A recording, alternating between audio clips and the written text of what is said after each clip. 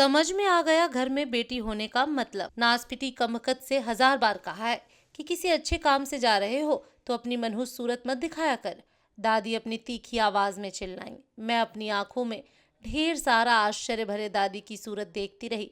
दादी की आवाज सुनकर माँ साड़ी से अपने हाथ पोंछती रसोई से निकली और मेरा नन्हा सा हाथ पकड़कर अंदर ले जाकर बोली, तुझे कितनी बार कहा है मुन्नू, दादी और बाबूजी कहीं बाहर जा रहे हो तो अपनी सूरत उन्हें मत दिखाया कर। मैं जिद करते हुए कहती, लेकिन माँ, अजय और विजय भैया भी तो उनके साथ जाते हैं, फिर मैं क्यों नहीं। माँ अपने आंसू पोंछते हुए कहती, तू समझा कर मन्नू, वे लड़के हैं। तुझे पैदा करके तो जैसे मैंने कोई अपराध किया है। अजय और विजय भैया के पैदा होने पर सारे घर में खुशी की लहर दौड़ गई थी। कई दिनों तक खुशियां मनाई गईं, लेकिन मेरे जन्म लेने पर दादी और बाबूजी के चेहरों पर एक मायूसी छा गई। माँ को छोड़कर सारे घर की उपेक्षाएं ही मेरे हिस्से में आई थी। मन रुक रुक कर अपनी परतें खोलने लगा। परत दर परत अतीत वर्तमान का रूप लेने लगा। मेरे दोनों भाइयों के मुंह से निकलने से पहले ही उनकी सारी इच्छाएं पूरी कर दी जाती और मैंने तो कभी जाना ही नहीं कि चाह क्या होती है, जिद क्या होती है। ना अच्छे कपड़ों में, ना खिलौनों में। आज भी जब बाजार में किसी शोरूम में कोई सुंदर गुड़िया या कोई सुंदर फ्रॉक देखती हूँ तो बचपन फिर से जी उठता है। मैं अपने पिता पर कभी अपना अधिकार ही नहीं समझ पाई कि कुछ मांग सकूं। जब मेरी उम्र के सारे बच्चे गुड्डे गुड्डियों का बिहार चाहते, खेलते रहते, उस समय मैं खामोशी से एक कोने में बैठकर सोचती, काश मैं भी अपनी माँ की कोख में लड़का बनकर पैदा होती तो सारे घर का स्नेह दुलार मेरे हिस्से में आया होता। यदि उस समय भी सोनोग्राफी जैसे टेस्ट हुए होते तो मेरे पिता ने भी डॉक्टरों की मदद से मुझे गर्भ में ही मार दिया होता। इन्हीं उपेक्षाओं के रहते जिंदगी बिना मंजिल की राहों पर आगे बढ़ती रही।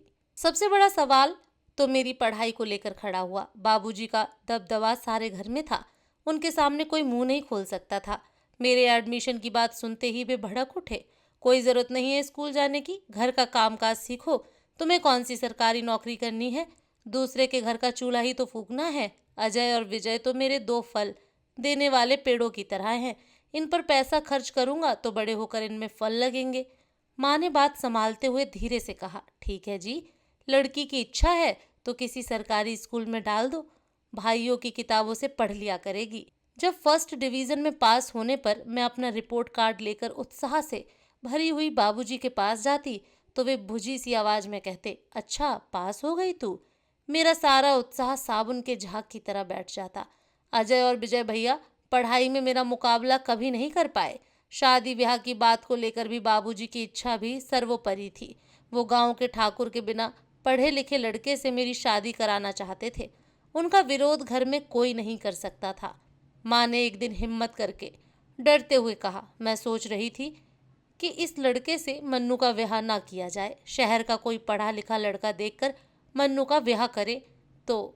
सुनकर बाबूजी बिगड़ते हुए बोले, तुम्हारा दिमाग तो ठीक है अजय की माँ, लड़के आजकल मिलते कहाँ हैं, देखा भला, लड़का है, जमीन जायदाद है, लड़की रानी बनकर रहेगी। पढ़ाई लिखाई में आजकल रखा ही क्या है, आजकल पढ़ लिख कर नौकरी मिलती किसे है, और क्या किसी कलेक्टर से ब्याह करेगी। लेकिन मैं भी अपनी जिद पर अड़ी रही। जीवन में पहली बार बाबूजी के सामने मेरा मुंह खुला। मैंने बचपन से कभी कुछ नहीं चाहा बाबूजी, अपनी जिंदगी का कुछ हिस्सा मैं अपने ढंग से जीना चाहती हूँ। जिंदगी की हर लड़ाई मैंने अकेले ही लड़ी थी, न मेरी कोई इच्छा थी न पसंद। मैंने बचपन से ही ये बात अपने मन में अच्छी तरह बैठा ली थी कि मेरी इच्छाएं तभी जन्म लेंगी जब मैं स्वयं उन्हें पूरा करने लायक बनूंगी। मैं भी अपने पिता से और बच्चों की तरह जिद कर सकती थी, लेकिन मुझे बचपन से ही यह एहसास कराया गया था कि मैं अनचाही हूँ, मेरी किसी को आवश्यकता नहीं है। मुझे शहर के एक कॉलेज में लेक्चरशिप मिल गई थी। मेरे दोनों भाई अभी बेरोजगार ही थे। गांव की जमीन बेचकर शहर में दोनों ने बिजनेस शुरू कर दिया था। बाबूजी की नाराजगी की वजह से मैं साल में एक दो बार ही घर पर जा पाती थी। उस दौरान वे खिंचे खिंचे से रहते। कल ही अजय भैया का फोन आया था कि बाबूजी को शरीर के दाहिने हिस्से में लकवा हो गया है। बस कंडक्टर के टिकट मांगने पर विचारों की श्रृंखला टूटी।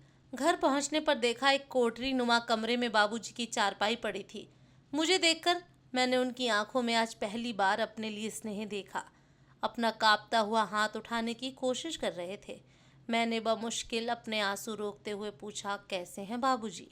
बाबूजी धीमे से हंस दिए, घोंसले में पड़े बूढ़े असहाय पक्षी की तरह। ठीक हूँ मन्नू, मेरे दोनों फलदार पेड़ों की छाया मुझे नहीं मिली बेटा। मेरा शरीर तो जेठ की दोपहरी में झुलस गया।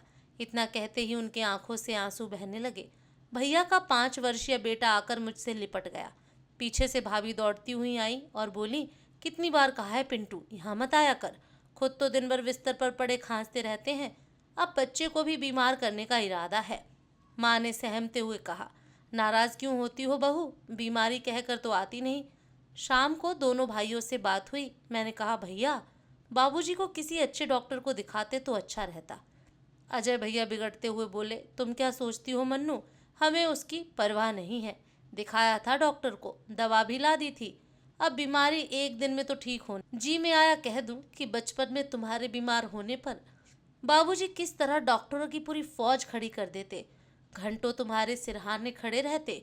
वही आदमी आपके लिए आज एक बोझ बन गया, जिसने बचपन में उंगली पकड़कर चलना सिखाया। रात को माँ बाबूजी के कमरे में ही मैंने अपना बिस्तर लगवा लिया था।